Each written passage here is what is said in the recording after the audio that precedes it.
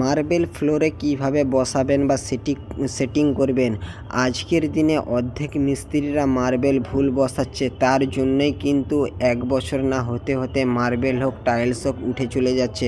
অবশ্যই বিল্ডিংয়ে দেখে নিন আমাদের মার্বেল চলে এসেছে, আমরা কাজ কিন্তু এখনও আরম্ভ করিনি।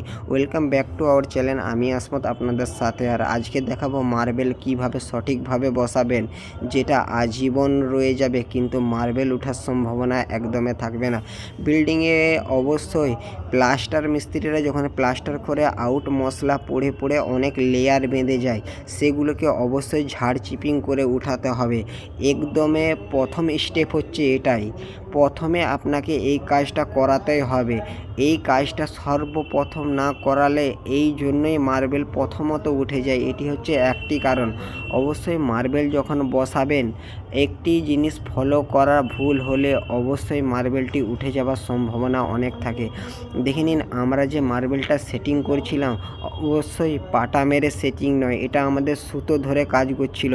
আর মার্বেলের কাজ অবশ্যই আপনারা সুতো ধরে চেক করবেন। দেখে নিন আমরা মার্বেলটা একবার সেটিং করে চেক করে নিয়েছিলাম, পরবর্তীতে ঘোলা মেরে মার্বেলটা যে বসাবো, অবশ্যই আপনারা বালির উপরে যে ঘোলা জলটা ইউজ করবেন, সেই ঘোলা জলটা একটু পাতলা যাতে হয় বা একটু জল মধ্যে যাতে হয়, নিচ পর্যন্ত ঘোলাটা যাতে পৌঁছে যায় সেই ধরনের একটু পাতলা জল ইউজ করবেন ঘোলা জলটা, তাহলে নিচ পর্যন্ত চলে যাবে এবং বালির কামড়টাও সঠিক থাকবে এবং কাজের লংজিভিটিও অনেক বাড়বে।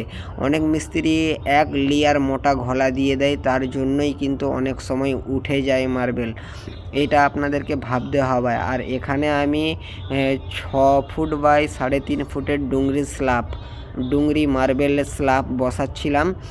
ডুংরি মার্বেল স্ল্যাবের যে কোয়ালিটিটা ছিল এখানে অনেকটাই হোয়াইট কোয়ালিটি, তার জন্য আমরা এই হোয়াইট সিমেন্ট দিয়ে এইভাবে ডুংরি স্ল্যাবগুলো বসাচ্ছিলাম, যাতে পলিশ করার সময় শাইনিংটা অনেক ভালো আসে। তার জন্যই অবশ্যই আপনারা মার্বেলটা বসানোর আগে এভাবে ঝাড়ুও মেরে নেবেন। দেখে নিন মার্বেলটা আমার বসানো হচ্ছে, আপনারা তো বুঝতেই পারছেন কত বড় বড় মার্বেল।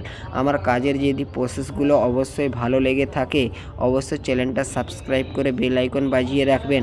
আর অনেক মিস্ত্রিরা ভাবছে যে মিস্ত্রি কি বলছে, হ্যাঁ ভাইয়েরা, আপনি যদি সঠিক কাজ এবং কাজকে ভালোবেসে থাকেন, যদি কাজের প্রসেসগুলো সঠিক হয়ে থাকে, জ্ঞান দিচ্ছি না, প্রকৃত জিনিসগুলোই বলছি। অর্ধেক মিস্ত্রিরা এই ধরনের কাজ করে না।